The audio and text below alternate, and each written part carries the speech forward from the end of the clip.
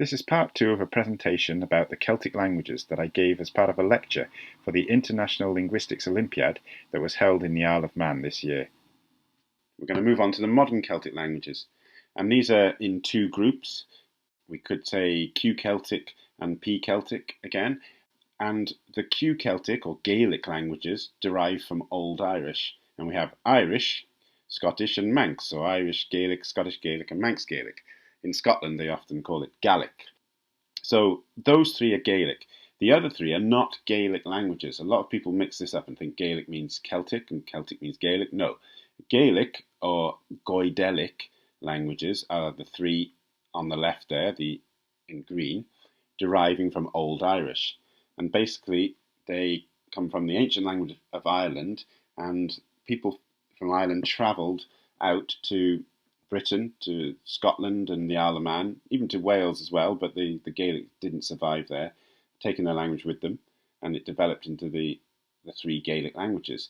The other branch of the Celtic languages is the Brythonic branch, which comes from the people of Britain, the Isle of Britain, and that is Welsh, Cornish and Breton.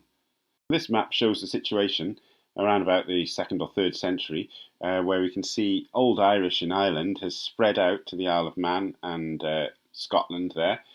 Most of Britain, the rest of Britain, speaks Brythonic, so Wales and England, it's all Celtic speaking.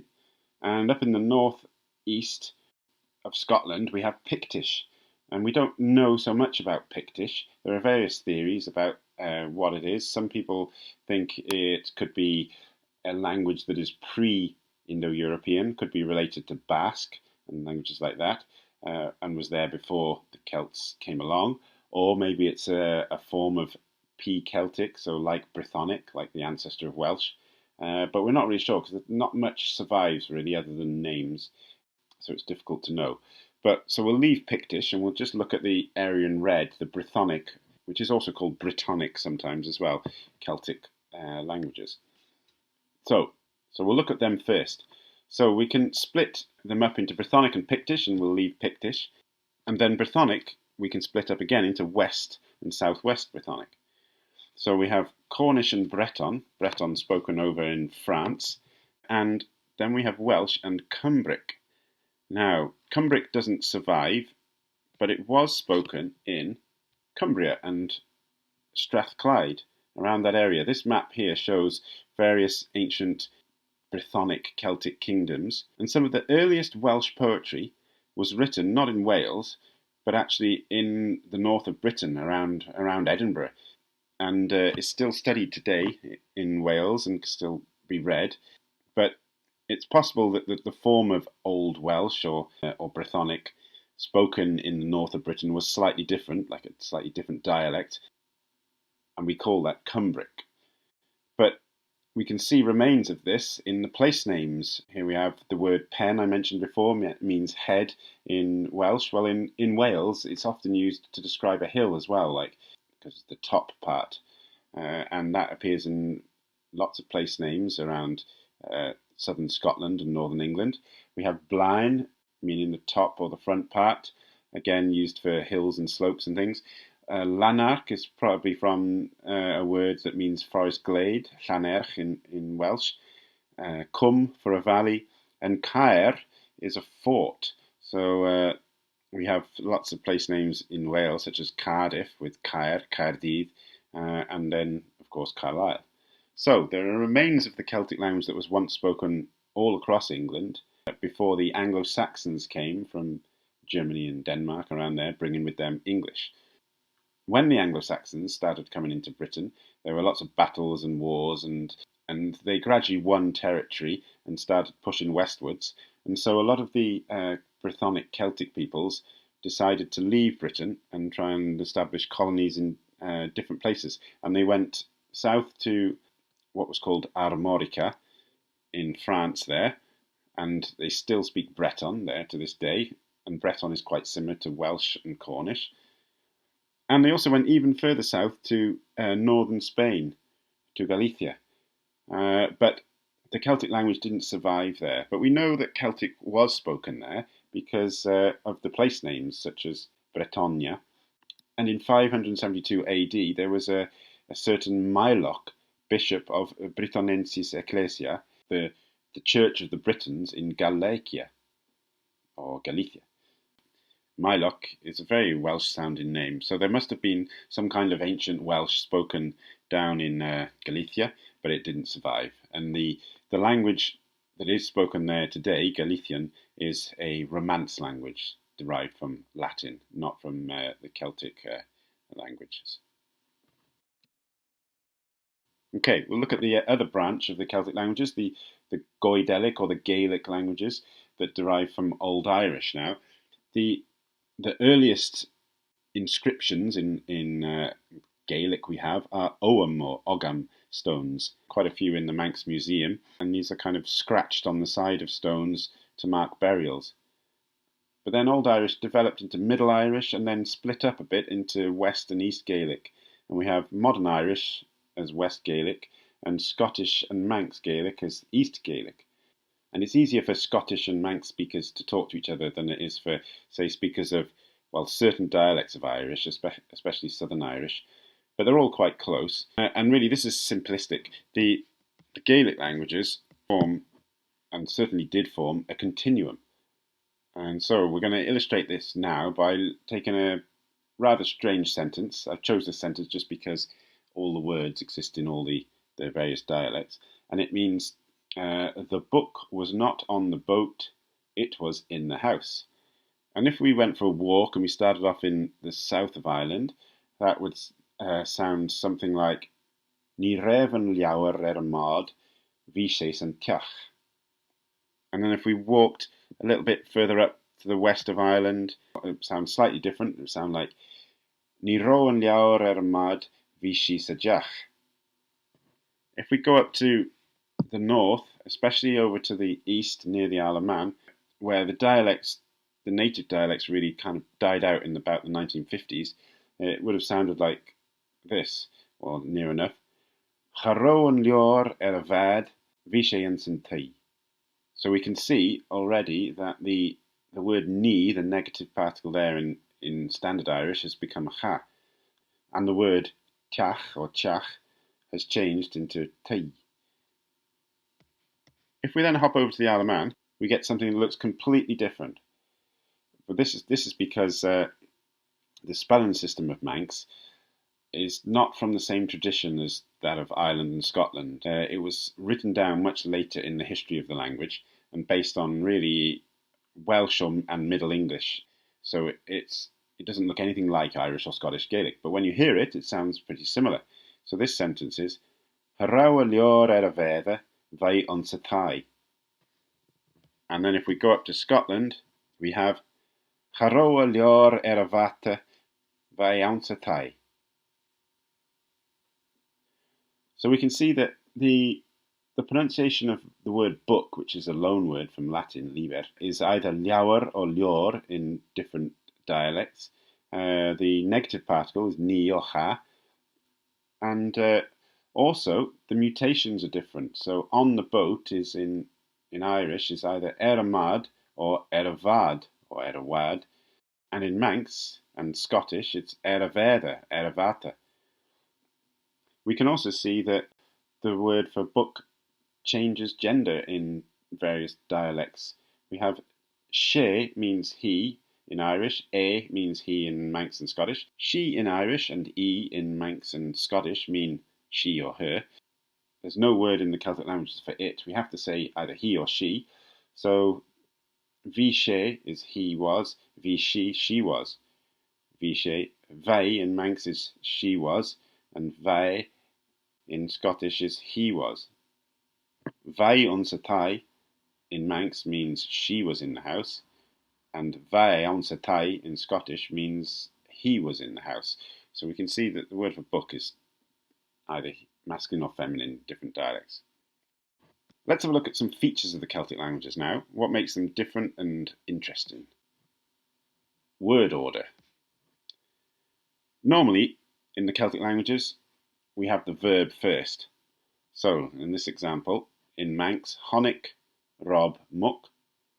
So we have saw, Rob, pig, for Rob saw a pig. So the verb, and then the subject is Rob, and the object is the pig. So verb, subject, object. Mutation or lenition of initial consonants is a big distinguishing factor for Celtic languages.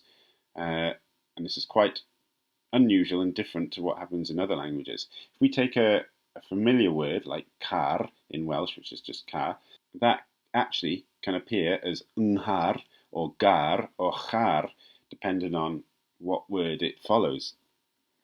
Manx and Irish also have mutations or lenition, but they show it in a very different way. So if we take the word for boat, bearther in Manx, bard in Irish, to say my boat, you have to mutate. So in Manx, my bearther, the B goes to a V. In Irish, the sound is either a V or a W, so it could be mawad or mavad, but they show the mutation by adding an H.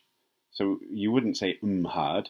That MH means it's a lenited M, so it could be a V or W, depending on the dialect.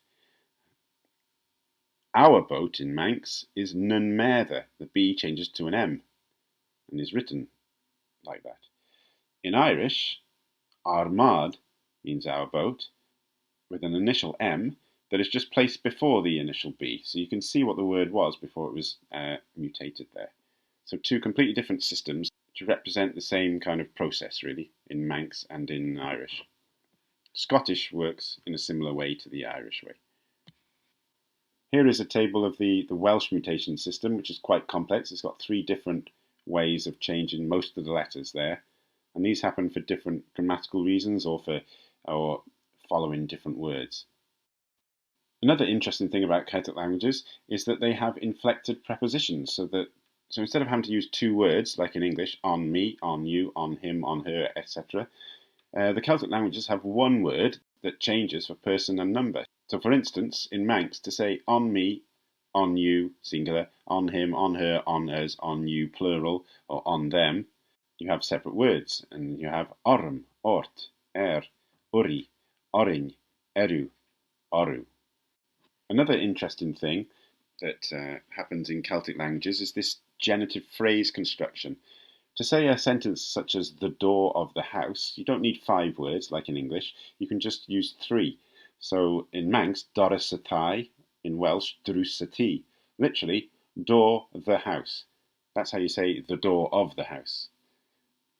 For some reason, Arabic and other Semitic languages have this same construction. They also have inflected prepositions that we just saw before, and people aren't quite sure why the Celtic languages would share this feature with Semitic languages, which aren't related at all to the Indo-European languages.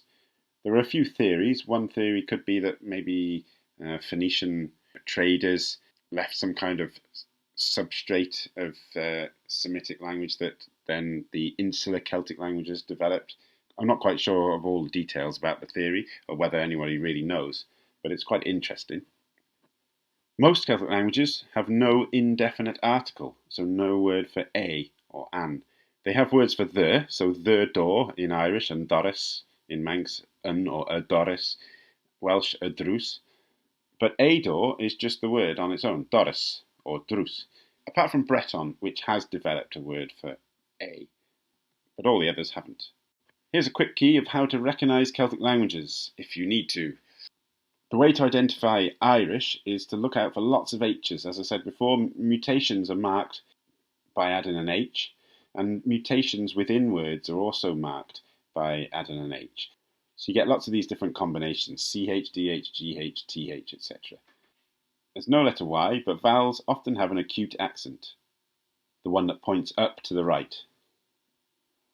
Scottish Gaelic is very like Irish and has lots of H's, but look out for the vowel accents because they point the other way. Manx has lots of letter Y's everywhere, also lots of words ending in EY, and it has GH in it.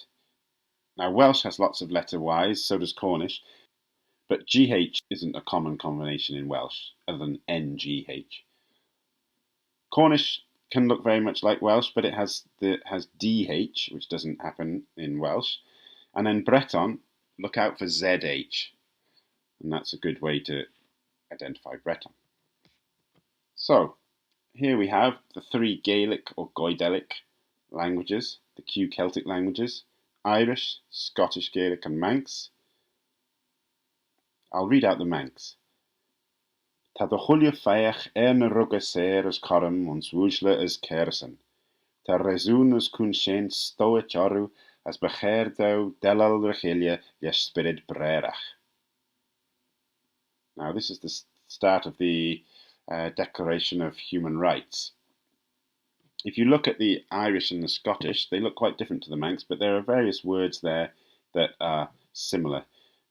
So we have in the Scottish there, ha gach ulle, runye, the Manx ta de chwilio feich, and we have the word for free, ser, sir, sur, similar word there, different pronunciation.